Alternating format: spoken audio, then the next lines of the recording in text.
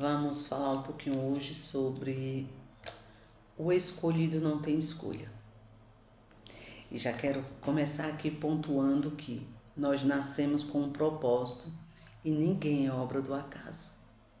E já quero aqui deixar uma indicação de um livro muito bom, Uma Vida com Propósito. É um livro em que vai ter 30 temas, são 30 dias de leitura e cada dia ele vai abordar um assunto e vai trazer exercício referente àquele assunto, aquela temática. Muito bom. Mas hoje aqui eu quero me deter um pouquinho sobre o nascimento e o início do chamado de Moisés. E o início. No capítulo 2 de Êxodo, nós vamos ver o nascimento de Moisés. A Bíblia vai nos dizer que um homem da tribo de Levi casou-se com uma mulher da mesma tribo e ela engravidou e deu à luz a um menino. E ainda vamos ver assim no mesmo capítulo, onde a mãe de Moisés teve que esconder 3 meses o menino, pois teve que manter o menino escondido em casa. Aí ela prepara, a Bíblia vai nos dizer que ela prepara, pega um cesto, prepara, coloca piche no cesto, betume, né? E ali, 3 meses, ela já não pode mais continuar escondendo o menino e coloca o menino no cesto, junto aos juncos, né? E colocam a criança ali no Rio Nilo. Não foi fácil, nem é preciso descrever o quanto não foi fácil essa atitude que a mãe de Moisés precisou ter, mas era para preservar a vida do filho.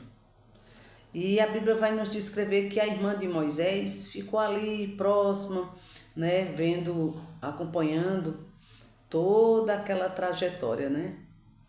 E a gente pode ver que tudo foi planejado por Deus, muito bem programado por Deus, né? Eu não acredito em coincidência. E a filha de Faraó desce para banhar-se nesse período. Ela desce para banhar-se nesse período. E a Bíblia vai nos dizer que a criada dela vê o cesto, vai até lá, abre o cesto e vê uma criança. E aí, quando abre, a criança chora. E aí é identificado ali que se tratava de um menino do povo hebreu. Então, Moisés nasceu em um período muito opressor. O novo rei que assumiu não sabia nada de José, da história de José. E o rei via o povo israelita como uma ameaça, pois era bem numerosos e muito fortes, né? Porém, o faraó, assim, oprimia muito o povo. Oprimia o povo. A Bíblia vai nos dizer, no capítulo 2, que Faraó deu ordem às parteiras para todo menino que nascer, era para as parteiras já matar ali o menino.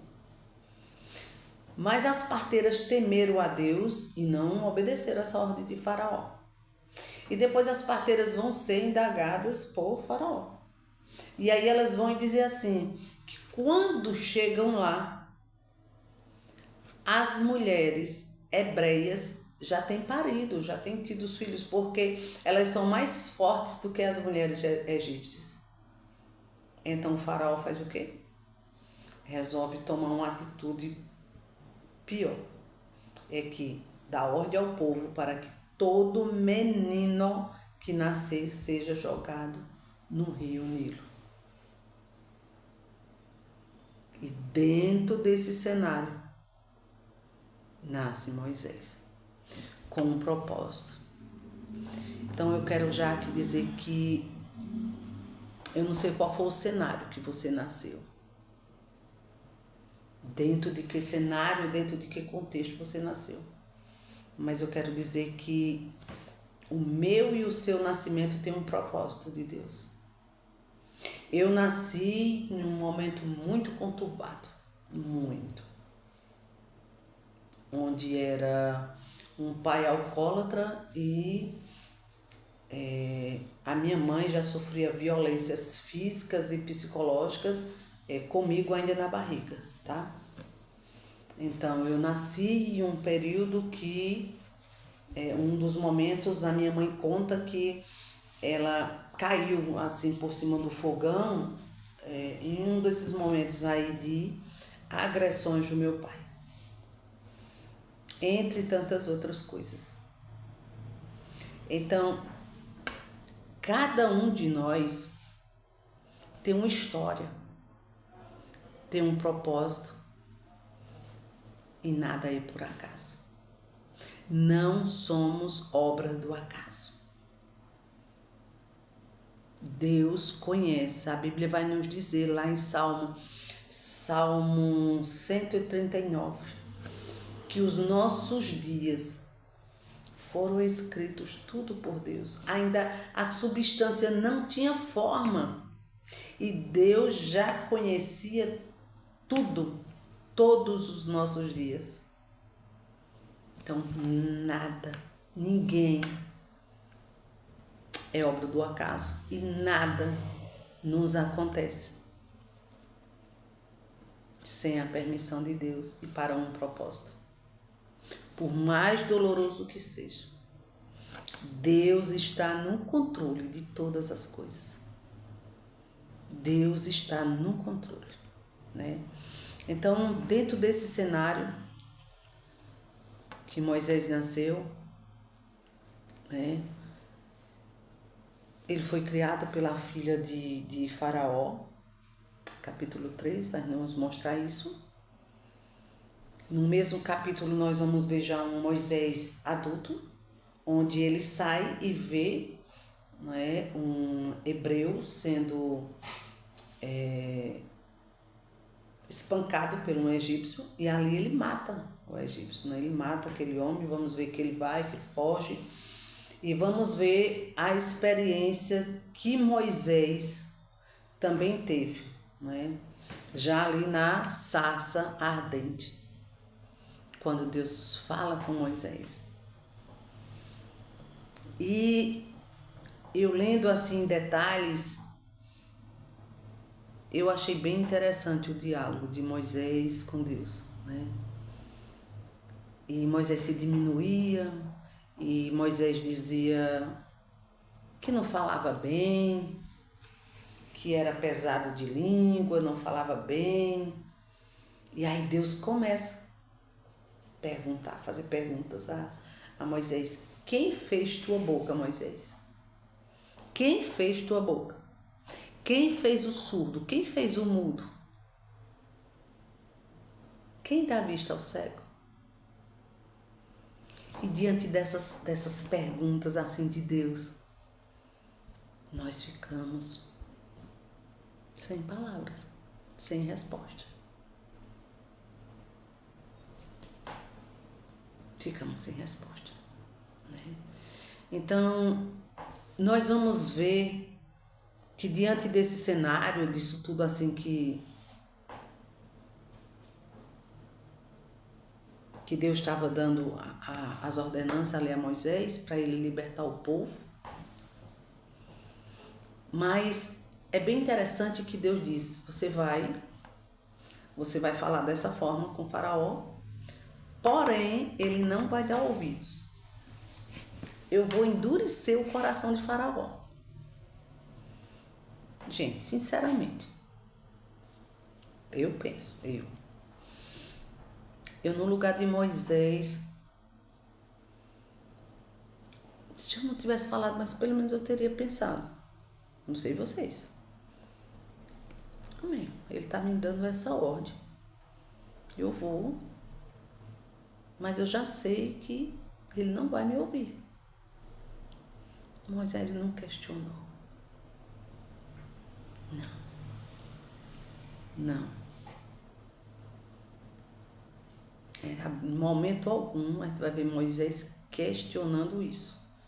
Moisés vai dizer que não vai dar desculpa que não sabe falar, que é pesado de língua, essas coisas. Quantas vezes nós também, diante de um projeto, diante de algo que Deus coloca no nosso coração, a gente se diminui e diz assim, é pra mim não. Sou capaz não. Não. Não tem como. Quantas vezes? Comigo já aconteceu muitas vezes. Muitas vezes.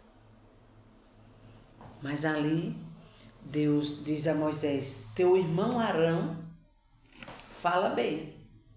E eu sei. E claro que Deus sabe de todas as coisas. E ali Deus permite que Arão ajude a Moisés, porém, Deus falava diretamente com Moisés. E Moisés transmitia a Arão, porque o chamado era com Moisés. O escolhido não tem escolha, o escolhido era Moisés para a obra, para a missão. O escolhido era Moisés. E aí nós vamos ver que o Senhor começa a mostrar a Moisés os sinais que estava com ele, aí joga vara e essas coisas todas que já conhecemos bem. Mas ali o faraó vai e chama os feiticeiros, os que praticavam as ciências ocultas, e eles imitavam também. Só que teve determinado momento que quando ele joga a vara e os feiticeiros jogam também as varas, ali quando Arão joga dele, a vara de Arão engole as varas dos feiticeiros. A Bíblia vai nos dizer que não há encantamento contra o povo de Deus. Não há. Você tem temido a quê? A quem? A quem?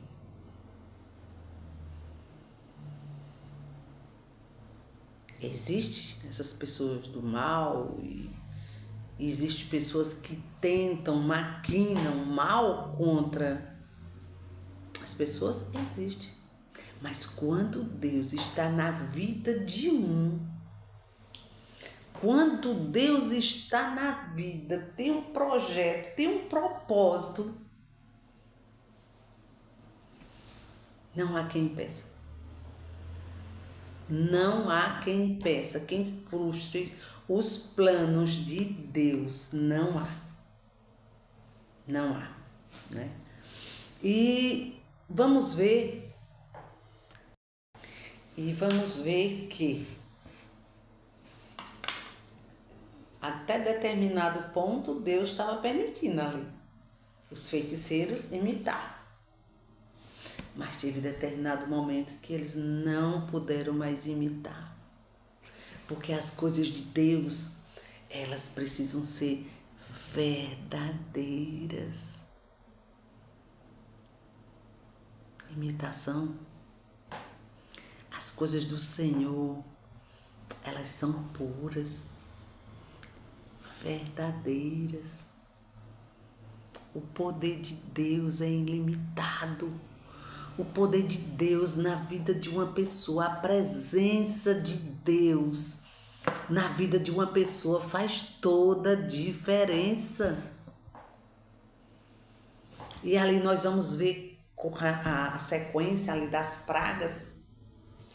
Vai ter determinados momentos ali, eu não sei se é na terceira ou quarta praga, que os magos, os feiticeiros são atingidos ali pelos piolhos, e aí vão ver, e aí segue as 10 pragas, né? Nem eles se livraram. Nem eles conseguiram mais imitar, nem se livrar. Era Deus na história. Era Deus na história. Então, nós precisamos, eu quero fechar aqui essa mensagem, dizendo que o escolhido não tem escolha.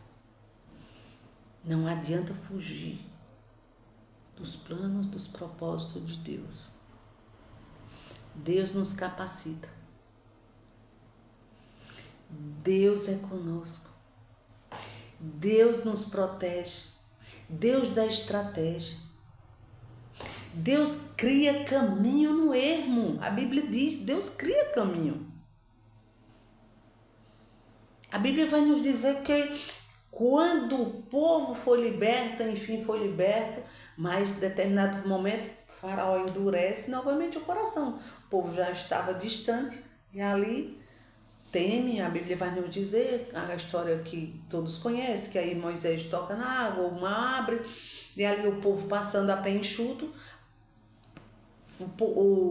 A Bíblia vai nos dizer que durante a trajetória da libertação do povo, o Senhor estava todo o tempo,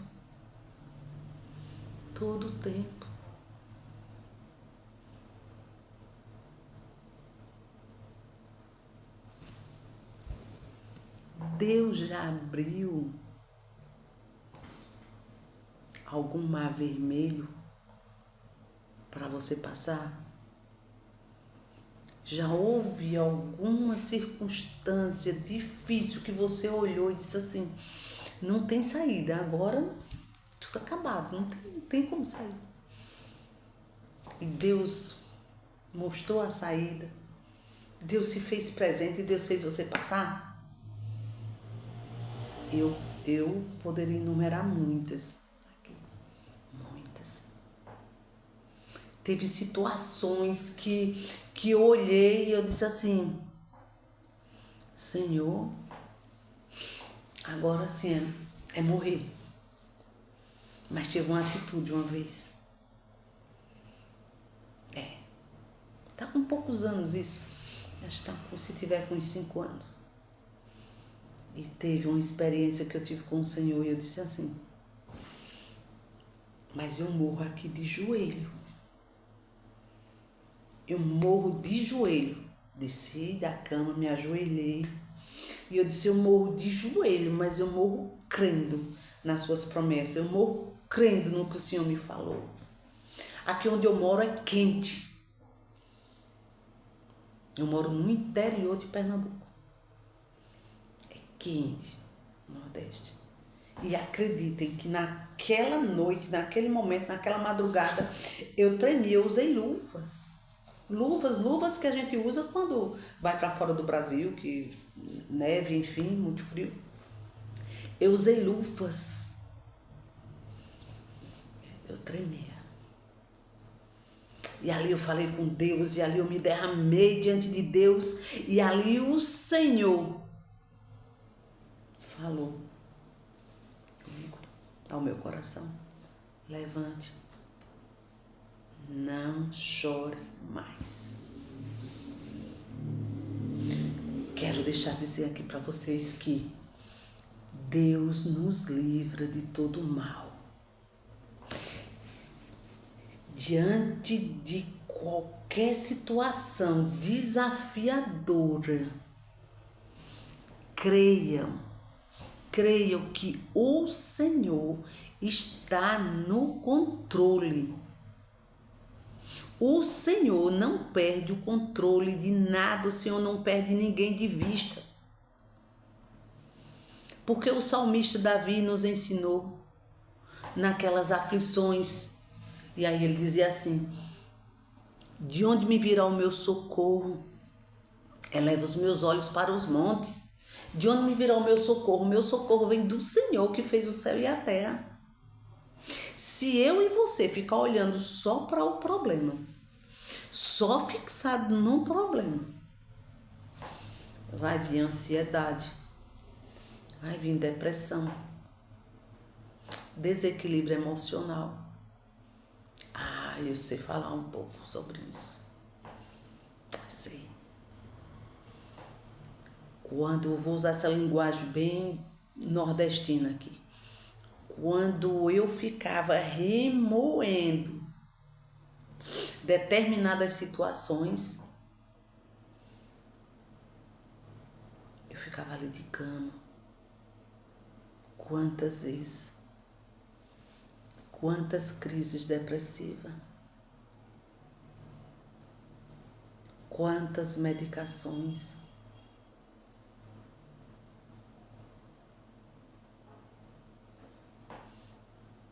Mas Deus liberta.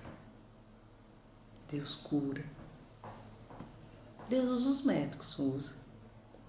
Sim, Ele usa. Eu tenho um filho médico. Deus usa a ciência. Usa. Mas quando Ele quer, Ele faz coisas extraordinárias. Então, conte as bênçãos do Senhor.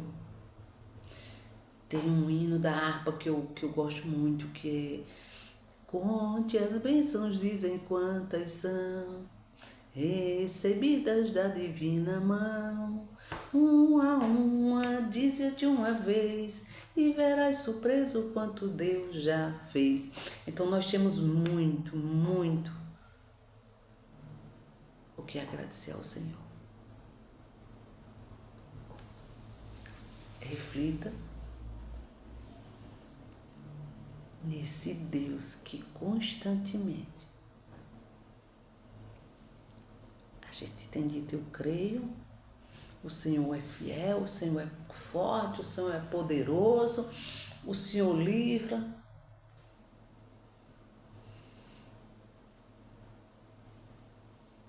E às vezes, com uns pequenos ajustezinhos, a pessoa já está lá enfraquecida. Um Deus tão grande, um Deus tão poderoso, acaso Ele iria nos abandonar?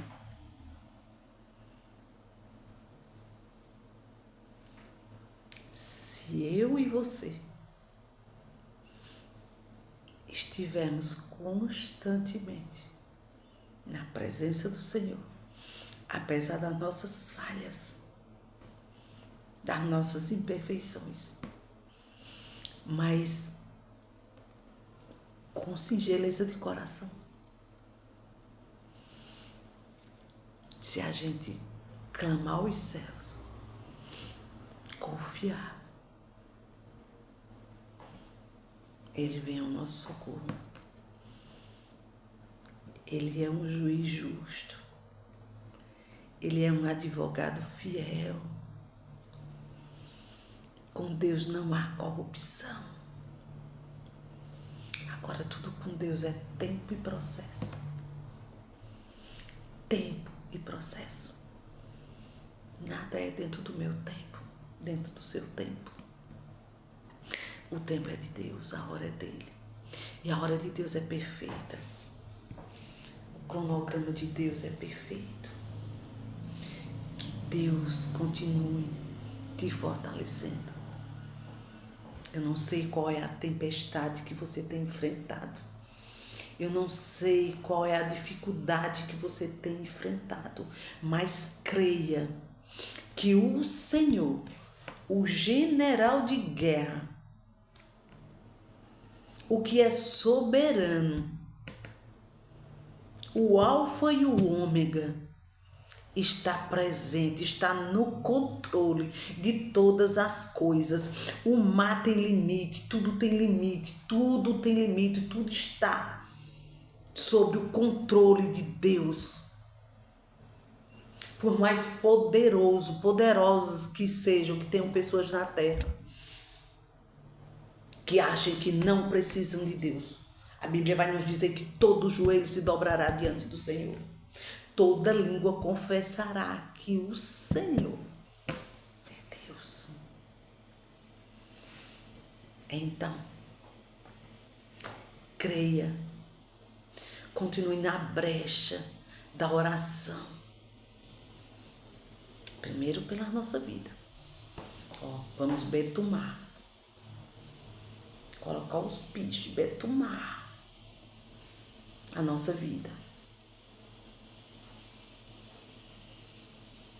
Comunhão com Deus. Intimidade com Deus. Oração. Né? Praticar. Sim, sim. Não, não. O que passa disso vem do diabo. Não negociar princípios. Não negociar princípios e valores. Certo é certo, errado é errado.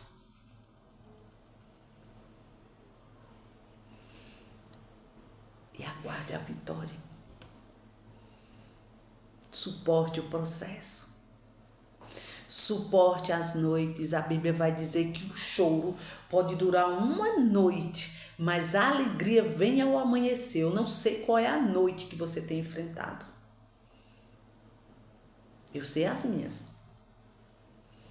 Mas eu sei que o Senhor tem me colocado de pé. O Senhor tem me fortalecido, tem me forjado. Tem me forjado. Às vezes eu digo assim, Senhor, eu acho que a lixa aqui que o Senhor tem passado é aquelas bem de ferro, viu bem? Cada um tem as intimidades com Deus, né? De brincar com o Senhor também, porque Deus, cada um precisa, tem sua intimidade com o Senhor e a forma de falar com Ele. Então pense nesse Deus que abriu um mar para o seu povo passar a pé enxuto. É o mesmo Deus que está comigo e com você. E nós vamos cantar do outro lado o hino da vitória. Nós vamos cantar e dizer que só o Senhor é Deus. Que Deus continue te abençoando, abençoando a tua casa, abençoando o teu lar. Não pare de crer, não pare de profetizar bênção sobre a tua casa. A situação pode ser das mais adversas possíveis. Profetiza bênção. Profetiza vitória sobre a tua casa. Amém?